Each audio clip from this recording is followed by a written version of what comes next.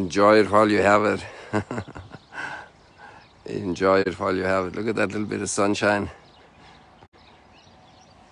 It can't really have the name of sunshine, but the sun is there and the beautiful reflection. But it's going to be swallowed up really fast. It's amazing how much we have that we don't see.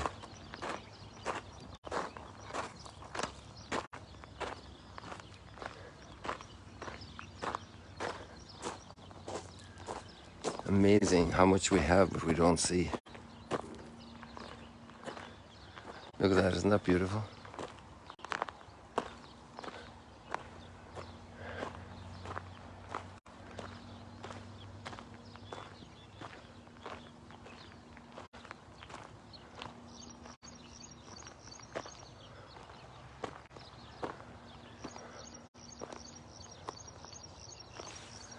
Amazing how much we have that we don't see.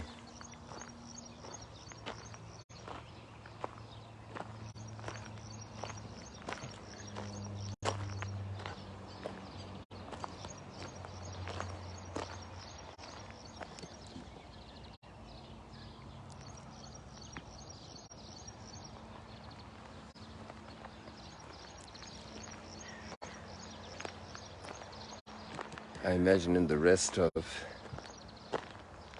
this sunrise stroll and chat, we won't get to see much of the sun, but we have it. Just a glimpse, the last glimpse now is disappearing.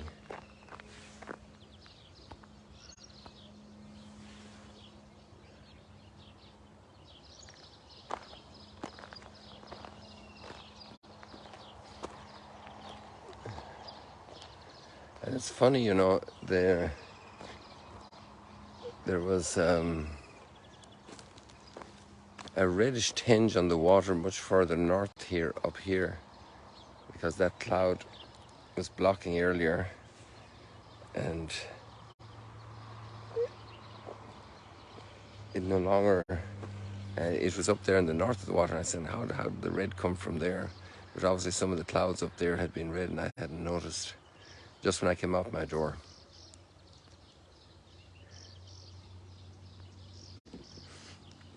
The waves were at least a half a meter, if not closer to a meter high 2 days ago. Yesterday was so calm. Today there's a little ripple.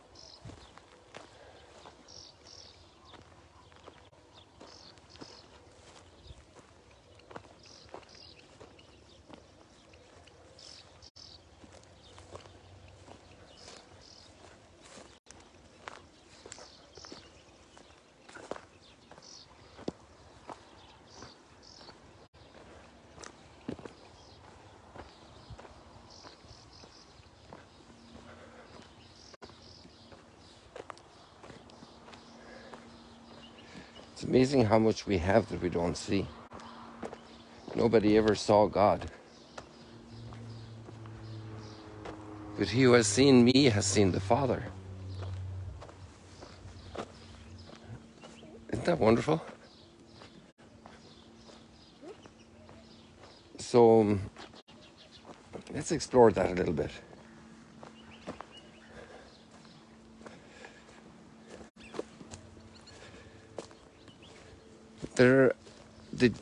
The gospel piece we have today is so juicy. It's so rich, so filled with meaning, and it's not easy. It's a challenging text. And I invite you to go there, and even if you're not a Christian, I know a number of you aren't who are following, and also you may be different places on the Christian spectrum. But this text is really an amazing claim.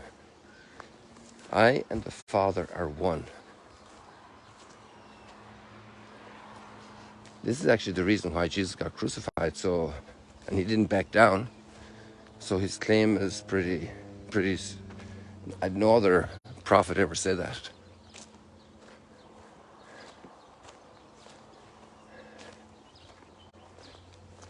No other prophet ever said that. Many prophets gave us great teachings about God, but to say that I and the Father are one,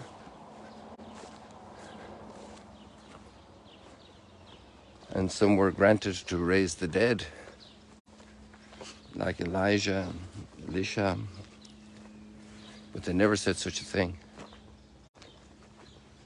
They couldn't. It would also have been impossible.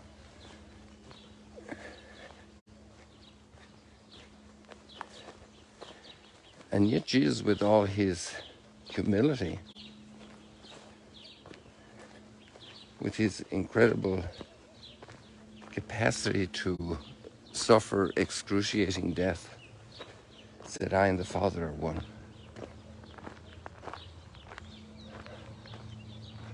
That's a very, very big claim.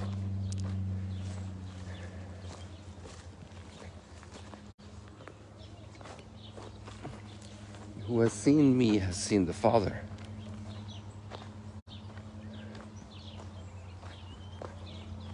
So we can't see the Father. It's like there's a huge cloud. In fact, that's one of the images of Mount Sinai.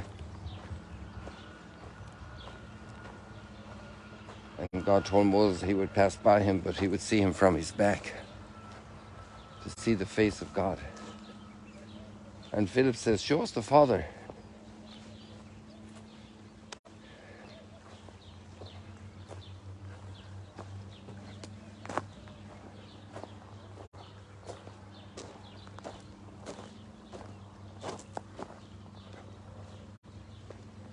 He who has seen me has seen the Father. And Jesus expects them to realize this.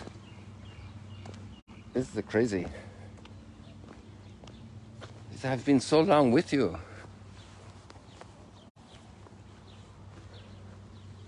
Come on, Philip, you should have realized by now.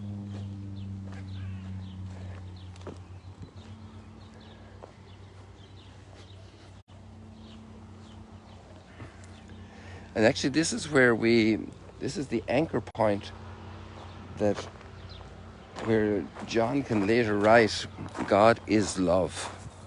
God is not a brute torturer, is not the enemy of people, is not in competition with us. He is truth. He is goodness. He is one. He is beauty. He is love. God is love.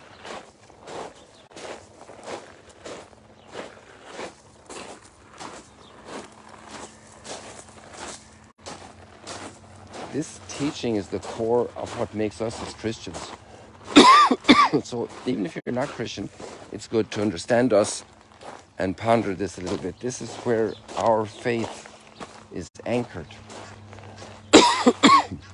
And this was a very hard conquest for Christian thought, to wrestle with the fact that Jesus and the Father are one. Eventually you could put in the Holy Spirit into the mix. And this mystery we call Trinity. So these words today in John chapter 14 is a passage that we have a challenge to twist our mind around, to grapple with, to wrestle with, to try to figure out. It's not so easy to understand the theory of relativity. They say when it came out first, there were only 6 or 8 people that were able to fathom it, to work it out, to grapple with it.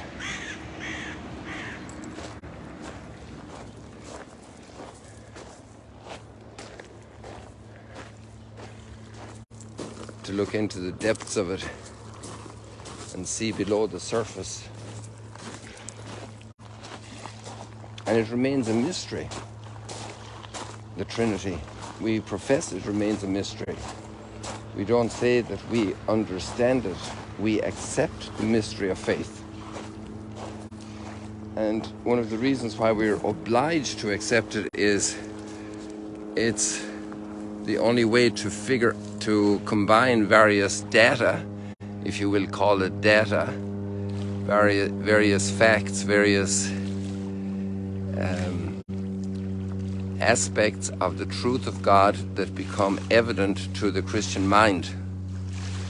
It actually also becomes the essential teaching of Christians. There's a very strong conviction among Christians, thinkers, faith communities, that it's essential to our faith to believe in the Trinity. And this is the first leg up, if you will, because you can't even talk about a Trinity. You start from 1, you don't get to 3, you get to 2, and then you get to 3.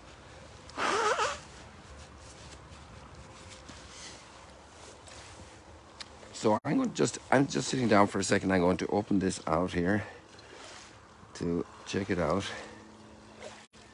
I had a pastor come in this morning to do some filming, so I had to set him up, and I needed a little refresher of the text here. And I think we just read a little bit together.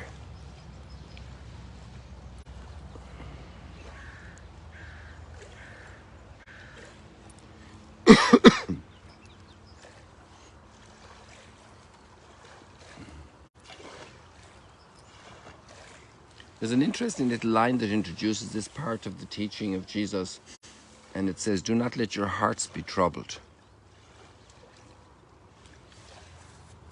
And this is actually why this is revealed. It's not a mental exercise that we're doing, like studying some obscure algebra or integral calculus.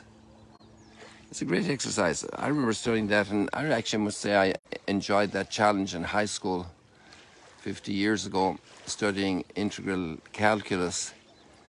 It was difficult, and I never used it since then, but that exercise was very, very helpful in maturing my mind, and also in discovering a dimension of reality, a way to calculate reality. I didn't have any practical application like engineers would, and all kinds of research does. The purpose of this, of the integral calculus, wasn't not let your heart be troubled. A lot of kids were very troubled when it came to exams and integral calculus. The purpose of the teaching of the Trinity is do not let your hearts be troubled. It's about discovering that God is love and that He is at the core of reality. This is the Christian view. This is the Christian worldview, cosmic view of humanity. That we are made in the image and likeness of God.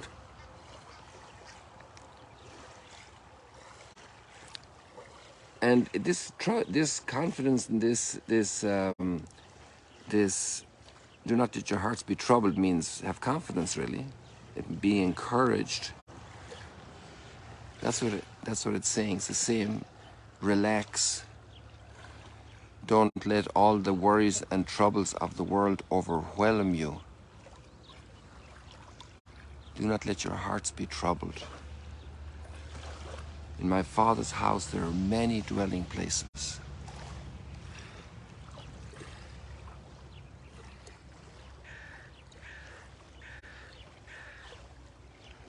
I'm going to prepare a place for you. So this is all consolation language. Deeply consolational, deeply soothing, filled with awareness of our incredible needs, our existential exposure to destruction, the anxieties and tensions we suffer. Do not let your heart be troubled.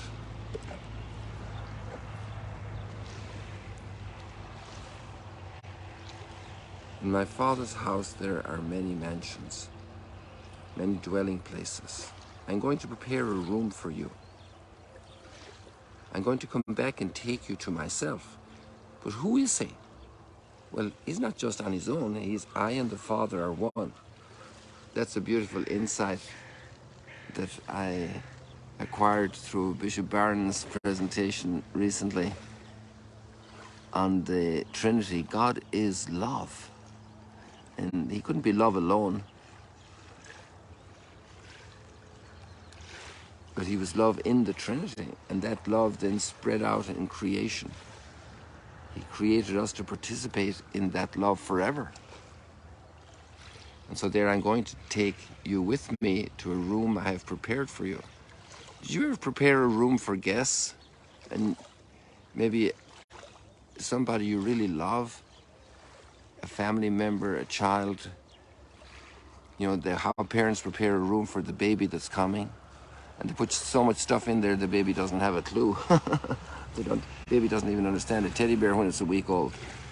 But the parents prepare so many things, and the pink and the blue if it's a girl or a boy and so forth.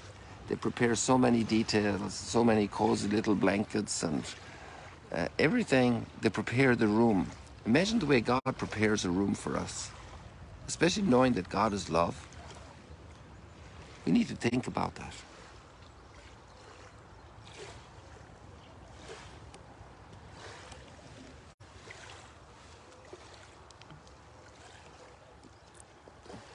We do not know where you're going, Thomas says.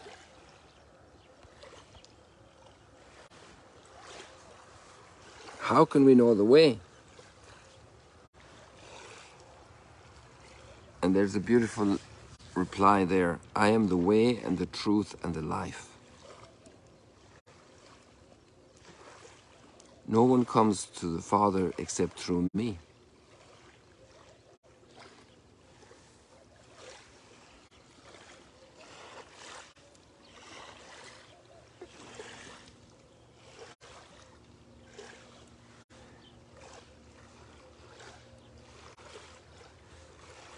Master, show us the Father, and that will be enough for us. Whoever has seen me has seen the Father. When Jesus said to that woman, has anybody condemned you? Nobody has thrown a stone? Nobody, sir. Neither do I condemn you. There we see the heart of the Father. He who has seen you has seen me.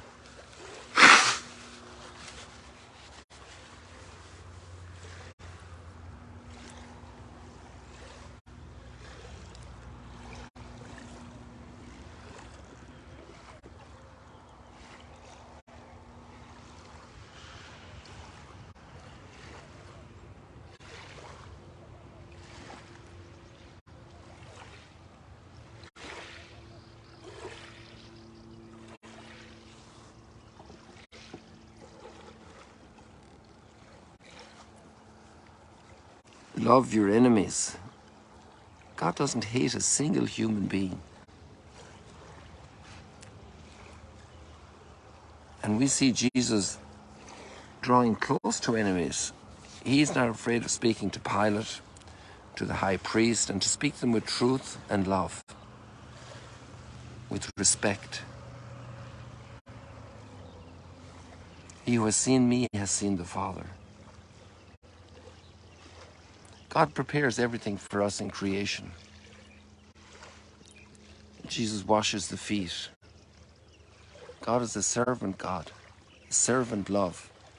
Very different than the domineering type of God image humanity had developed. He who has seen you, he who has seen me has seen the Father.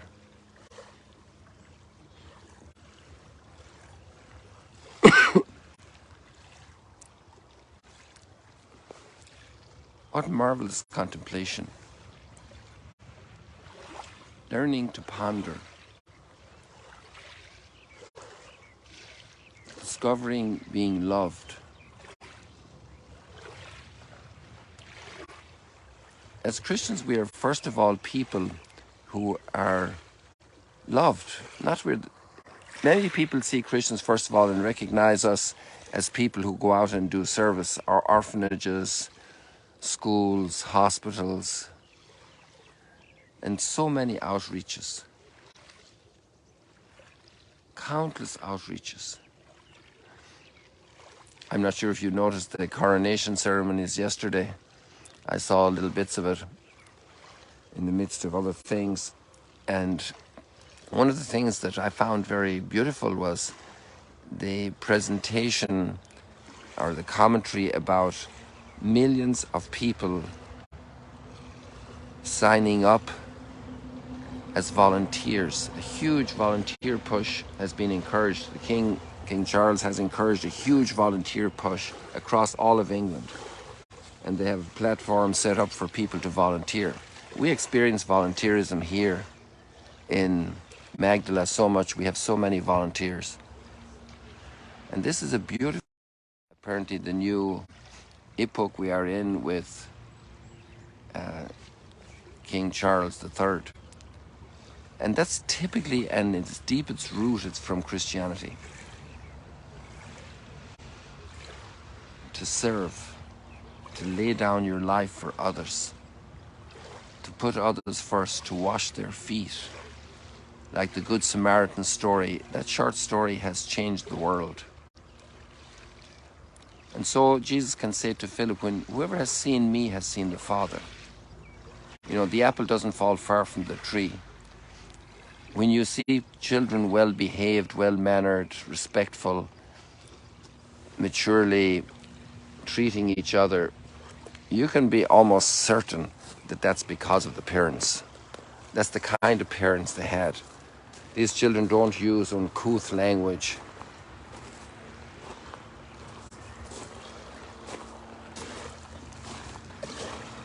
They're dedicated, they're clean, and if they get dirty, they know how to clean themselves. If there's a fight, they have self-dominion. They're very mature already as children because this is what they've learned at home.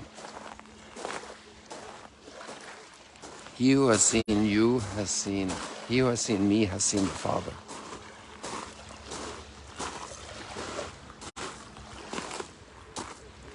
Let's ponder this a little bit more. I will continue at Mass with some more thoughts, and actually yesterday evening I approached different thoughts about this at Mass also. If you want to go to the Magdala Facebook or Magdala YouTube challenge, it's really interesting and worth it to get into this understanding of God. You see, Aristotle said that God was the first motor.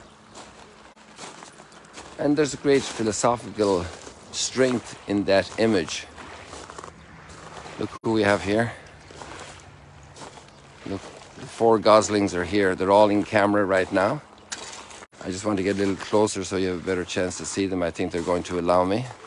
Quack, quack, quack, quack, quack. Can you see the four of them? There's one right beside the water. And then there are two in the middle. And then there's one over left of the parent goose, Egyptian goose. Quack, quack, quack, quack, quack, quack, quack. Quack, quack, quack, quack, quack, quack. Now we have these three here together. Quack, quack, quack, quack, quack, quack, quack.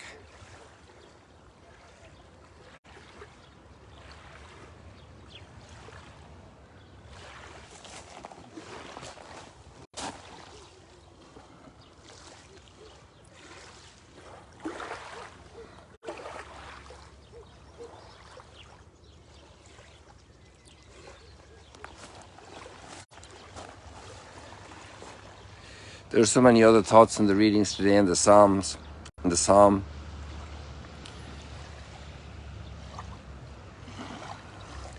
Lord, let your mercy be on us as we place our trust in you. That's a little bit how we started out. Do not let your hearts be troubled. Lord, let your mercy be upon us as we place our trust in you.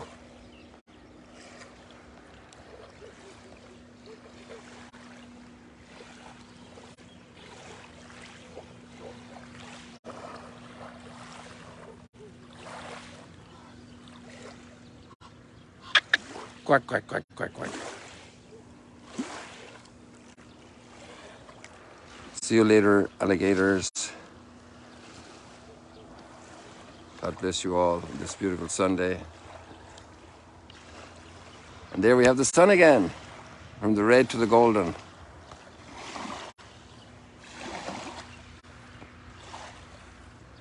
God bless you.